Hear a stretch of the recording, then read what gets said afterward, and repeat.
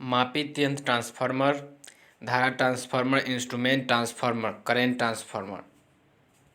Instrument transformer मापित यांत्रिक transformer की आवश्यकता यानी कि necessity of instrument. Necessity of instrument के बारे में हम लोग पढ़ेंगे। मापन प्रयोजनों के लिए मापी यंत्रों के संगम में प्रयुक्त ट्रांसफार्मर मापी यंत्र ट्रांसफार्मर कहलाते हैं। वास्तव में मापन केवल मापी यंत्रों द्वारा ही किया जाता है। धारा, वोल्टता, शक्ति, गुणक और ऊर्जा का मापन मध्यम अमाप मापी यंत्रों में से हो जाता है। व्यावसायिक मापन में अति उच्च महत्वपूर्ण है, जहां प्रस्तावित धारा और वोल्टता अति उच्च होती है और सीधा मापन संभव नहीं होता है, क्योंकि यह धाराएं और वोल्टताएं तर्कसंगत अमाप वाली मापी यंत्रों के लिए अति अधिक होती है और मापी का मूल्य उच्च होता है। इसका हल मापी यंत्र ट्रांसफार्मर द्वारा धारा और वोल्टता का अपचयन है, जिससे उनका मापन मध्यम अमाप मापी यंत्रों में से हो सकते हैं। मापी यंत्र ट्रांसफार्मर मापी यंत्रों और रिलेज को उच्च धारा या वोल्टता संबंधों से विद्युतीय विकलन कर देते हैं, जिससे जान और माल का संकट कम हो जाता है। पूर्ण विलगन के लिए मापी यंत्र ट्रांसफार्मर के द्वितीयक और क्रोन भू संपर्कित कर देना चाहिए। टाइप्स ऑफ इंस्ट्रूमेंट ट्रांसफार्मर दो प्रकार के मापी यंत्र ट्रांसफार्मर हैं। पहला जो ट्रांसफार्मर होता है वह धारा ट्रांसफार्मर, करंट ट्रांसफार्मर। दूसरा जो होता है उसमें पोटेंशियल ट्रांसफार्मर, उच्च धारा मापन के लिए प्रयुक्त ट्रांसफार्मर, धारा ट्रांसफार्मर तथा केवल सीटी का प्रयोग किया जाता है। उच्च वोल्टता मापन के लिए प्रयुक्त ट्रांसफार्मर वोल्टता ट्रांसफार्मर अथवा विभव ट्रांसफार्मर अथवा संक्षेप में पीटी कहलाता है। मापी यंत्र ट्रांसफार्मर को उनके उपयोग के अनुसार और भी विभाजित किया जा सकता है।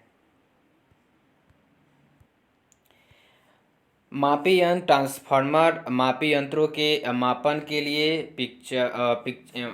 ए बी मापी यंत्र ट्रांसफार्मर नियंत्रक रिलेज के लिए मापन प्रयोजन में प्रयुक्त मापी यंत्र ट्रांसफार्मर उच्च विशुद्धता के होते हैं, लेकिन नियंत्रण और रक्षात्मक रिलेज मापी यंत्र ट्रांसफार्मर मध्यम में विशुद्धता के पर्याप्त है, पर उच्च विश्वसनीयता और दृढ़ता आवश्यक है। सिद्धांत प्रिंसिपल मापी यंत्र ट्रांसफार्मर दो वेस्टर्न ट्रांसफार्मर की भांति पारस्परिक प्रेरण के सिद्धांत पर कार्य करते हैं। एक मापी यंत्र ट्रांसफार्मर के प्रकरण में निम्न डिजाइन कारकों को ध्यान देना चाहिए।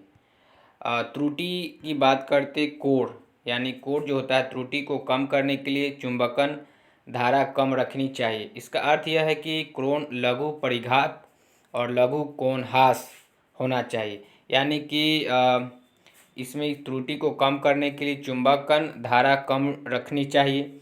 इसका अर्थ है कोण लघु प्रतिघात और लघु कोण ह्रास होना चाहिए, यानी कि बहुत कम जो होना चाहिए आपका इम्पीडेंस होना चाहिए और बहुत कम होना चाहिए कोर लॉसेस होना चाहिए।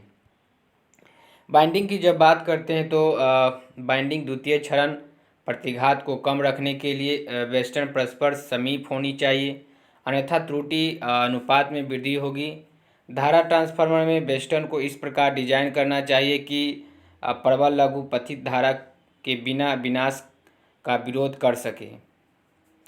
अब धारा का ट्रांसफार्मर रचना और संबंधन प्रकार धारा ट्रांसफार्मर के विभिन्न प्रकार निम्न हैं। Current transformer types of construction and connection. Current transformer जो होता है विभिन्न प्रकार निम्नलिखित है। वेस्टर्न प्रकार के धारा transformer bound type current transformer. Pictures 1 में दिखाए गए अनुसार कोण पर प्राथमिक वेस्टर्न में से एक अधिक घूर्ण चक्कर होते हैं। अब पिक्चर्स में इस तरह से दिखाया गया, ये प्राइमरी है, प्राइमरी का P1 और P2 है और ये कोर है, और यह जो है आपका सेकेंडरी है, और सेकेंडरी में जो ये S1 टर्मिनल्स और S2 और ये बीच में जो है आपका एमीटर जुड़ा हुआ है। इसे बोला जाता है वाउंड टाइम करेंट ट्रांसफार्मर। और एक वेस्टर्न प्रकार की धारा ट्रांसफार्मर जिसमें आयताकार प्रकार का कोण होता है, संबंध पिक्चर 1 में दिखाए गए हैं। सामान्यतः एम्पियर मापी की व्यवस्था इस प्रकार की जाती है कि 5 एम्पियर अथवा 1 एम्पियर से पूर्ण पैमाना विक्षेप प्राप्त होता है। जब इसे धारा ट्रांसफार्मर के द्वितीयक से जोड़ा जाता है, धारा ट्रांसफार्मर के प्राथमिक और द्वितीयक में चक्रों की संख्या के अनुपात से यह तय होता है कि 5 एम्पियर तथा 1 एम्पियर को स्थिर द्वितीयक धारा निर्धारण से कितनी प्राथमिक धारा मापी जा सकती है। उदाहरण के लिए प्राथमिक धारा 100 एम्पियर है और प्राथमिक में 2 चक्कर है, तो पूर्ण भार प्राथमिक एम्पियर टर्न 200 है। फलस्वरूप द्वितीयक में 5 एम्पियर की धारा परिसंचरण के लिए द्वितीयक चक्रों की संख्या 200/5 अर्थात 40 टर्न होना चाहिए। रिंग टाइप ट्रांसफार्मर जो होता है, इसमें केंद्र पर एक विन्यास पिक्चर 2 के अनुसार प्राथमिक वेस्टर्न के आवासित को हो सकने के लिए पिक्चर 2 में एकल चक्कर प्राथमिक अंगूठी प्रकार का धारा ट्रांसफार्मर प्रदर्शित किया गया है। इस धारा ट्रांसफार्मर में रोधित चालक जो मापी जाने वाली धारा ले जा सकता है। ट्रांसफार्मर समुच्चयन एक प्रवेश से निकलती है, और यह जो पिक्चर दिया गया है ये प्राइमरी है, P2 प्राइमरी का P2 है, और ये आपका इंसुलेशन इसको बोला जाता है, इंसुलेशन ये P1 है, और ये आपका सेकेंडरी है, और यह S1 है सेकेंडरी का, S2 और ये एम्पियर मीटर जोड़ा गया है। इसे बोला जाता है रिंग टाइप करंट ट्रांसफार्मर। और यह द्वितीयक में 20 चक्कर होता है, द्वितीयक में 20 चक्कर होता है, और इसका धारा प्रास 15 मतलब 15 एम्पियर है। तो यह धारा ट्रांसफार्मर परिवर्तन अनुपात के अनुसार 100 एम्पियर्स की धारा माप सकता है। उसके बाद आता है क्लैप ऑन अथवा क्लिप ऑन एम्पियर मापी इसी सिद्धांत पर कार्य करते हैं, लेकिन क्रोन ऐसा बनाया जाता है कि रोधित चालक को ले जाने के लिए खुल सकता है। इसके पश्चात चुंबकीय परिपथ को पूरा करने के लिए बंद हो सकता है।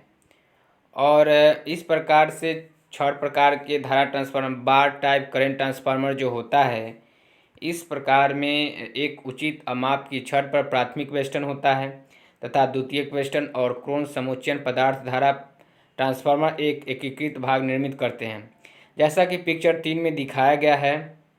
अब बात करते हैं ड्राई टाइप करंट ट्रांसफार्मर।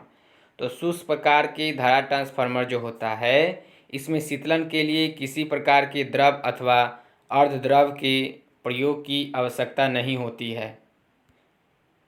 ये पिक्चर्स में दिया गया है, ये आपका S1 है, S2 है, और इसका ये प्राइमरी है P2, और ये आपका सेकेंडरी है, और ये जो है P1 है। बार टाइप करंट ट्रांसफार्मर इसे ही बोला जाता है, बार टाइप करंट ट्रांसफार्मर। अब बात करते हैं ऑयल इमर्स्ड करंट ट्रांसफार्मर, तेल निमज्जित धारा ट्रांसफार्मर। इसमें रोधन और शीतलन माध्यम के लिए उचित अभिलक्षणिक एक तेल के उपयोग की आवश्यकता होती है। IS-XX-2 यानी 1978 के अनुसार संतुलित प्रतीक और टर्मिनल चिन्ह recommended symbol and terminal marking as पर IS 2012 पार्ट XX1 1978 पिक्चर 4 के अनुसार। इसमें जो सिम्बल्स दिया गया है ये आपका करंट ट्रांसफार्मर का है। ये करंट ट्रांसफार्मर विथ 2 कोर, और इसे बोला जाता है 2 सेपरेट करंट ट्रांसफार्मर। और ये आपका current transformer with 2 secondary winding 1 core इसे बोला जाता है। और ये current transformer with 1 secondary tapping, और इसे जो बोला जाता है current transformer primary 5 winding turns, और इसे बोला जाता है current transformer with 2 primary winding. Method of marking, नीचे दिए गए मार्गदर्शन के अनुसार आंकलन करना चाहिए। IS 2705 पार्ट 1 1981 के अनुसार टर्मिनल्स का स्पष्ट और अक्षय आंकलन उनके तल पर अथवा उनके निकट समीप में करना चाहिए। अंशांकन अक्षरों में आवश्यकता पड़ने पर संख्याओं में अनुगमित अथवा अग्रित होनी चाहिए। अक्षर बड़े ठप्पे में होंगे। धारा ट्रांसफार्मर का अंशांकन पिक्चर 5A में पिक्चर 5E के अनुसार होगा। ये आपका दिया गया सिंगल रेशियो ट्रांसफार्मर P1 और P2 सेकेंडरी 1 है, इस मतलब प्राइमरी 1 प्राइमरी 2 सेकेंडरी 1 सेकेंडरी 2 का टर्मिनल है। और ये है आपका transformer with intermediate tapping on secondary transformer. ये प्राइमरी 1 प्राइमरी 2 और ये आपका सेकेंडरी 1 है, सेकेंडरी 2 सेकेंडरी 3 ये टैपिंग किया गया है।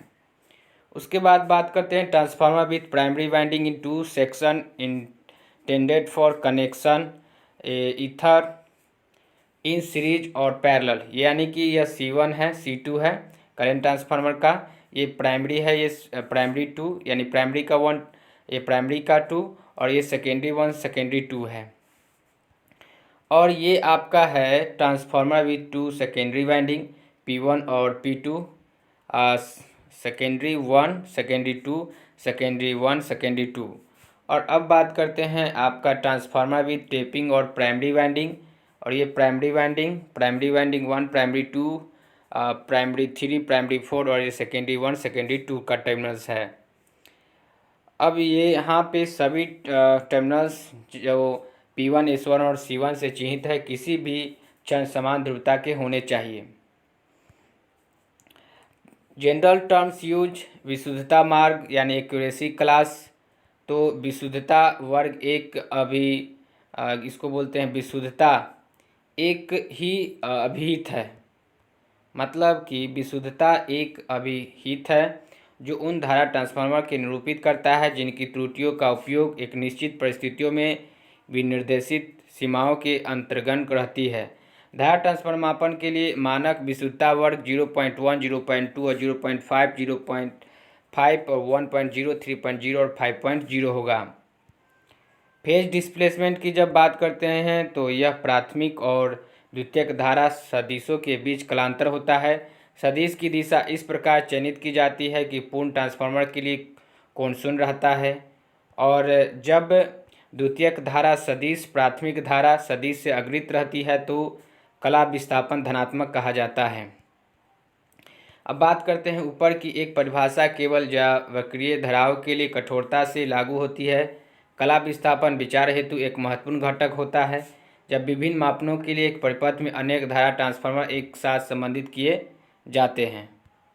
अब बात करते हैं कि वोल्ट एम्पियर में आभासी शक्ति की भांति व्यक्त किया जाता है जिसको बर्डन बोला जाता है, बोझ, जो एक विनिर्देशित शक्ति गुणक निर्धारित द्वितीयक धारा पर शोषित होता है। निर्धारित बोझ का वह मान जिस पर इस विनिर्देशन के लिए विशुद्धता वांछित आधारित होती है, और रेटेड आउटपुट यह आभासी शक्ति का मान एक विनिर्देशित शक्ति गुणक पर 1 वोल्ट एम्पियर है जो धारा ट्रांसफार्मर द्वितीयक परिपथ को द्वितीयक धारा निर्धारण और इससे संबंधित निर्धारित बोझ पर द्वितीयक परिपथ को आपूर्ति करने के लिए विचार से होता है। निर्धारित निर्गम के मानक 2.5, 5.0, 7.5, 10, 15 और 30 वोल्ट एम्पियर होता है। धारा ट्रांसफार्मर के उपयोग में सावधानी precaution while using the transformer. एक साधारण ट्रांसफार्मर में आपूर्ति वोल्टता लगभग स्थायी रहती है और प्राथमिक धारा का परिणाम भार धारा पर निर्भर होता है, लेकिन धारा ट्रांसफार्मर में द्वितीयक धारा प्राथमिक धारा पर निर्भर करती है।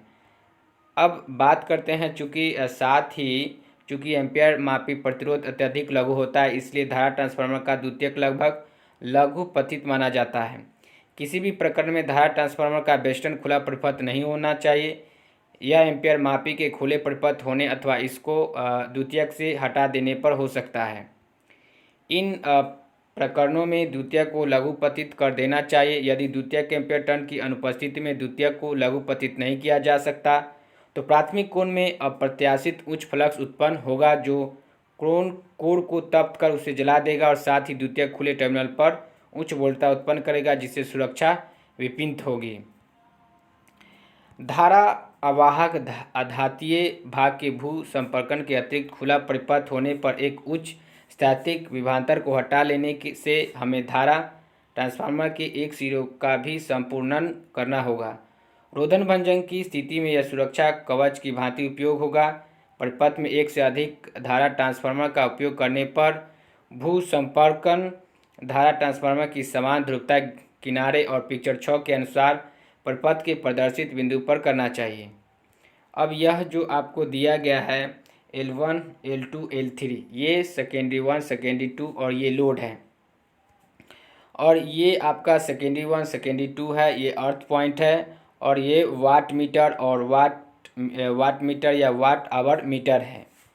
ये group of current transformer with grounding points, इसे कहा जाता है ये धारा ट्रांसफार्मर के विनिर्देशन स्पेसिफिकेशन ऑफ ट्रांसफार्मर। एक धारा ट्रांसफार्मर को क्रय करते समय नीचे विनिर्देशों की जांच कर लेनी चाहिए। निर्धारित वोल्टेज आपूर्ति प्रकार और भू संपर्कन स्थिति जैसे 7.2 किलो वोल्ट, 3 कला प्रतिरोध अथवा समयन भू संपर्क। उसके बाद आता है आपका रोधन स्तर, आवृत्ति, रूपांतर अनुपात, और उसके बाद आता है आपका निर्धारित निर्गम, विशुद्धता वर्ग, लघु समय, ऊष्मन धारा और इसकी अवधि।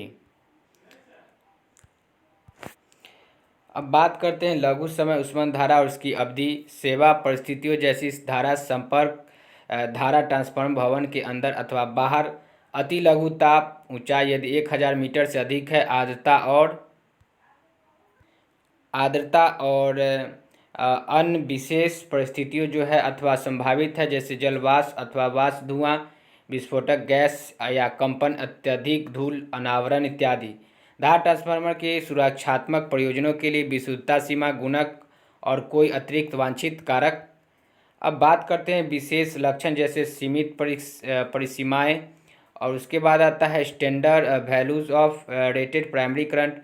निर्धारित आवृत्ति के एम्पियर में मानक मान 10, 15, 20, 30, 50, 75 मिली एम्पियर और इसके दशमलव गुणक हैं। और उसके बाद बात करते हैं standard value of rated secondary current. द्वितीयक धारा के मानक मान 1 एम्पियर अथवा 5 एम्पियर होंगे।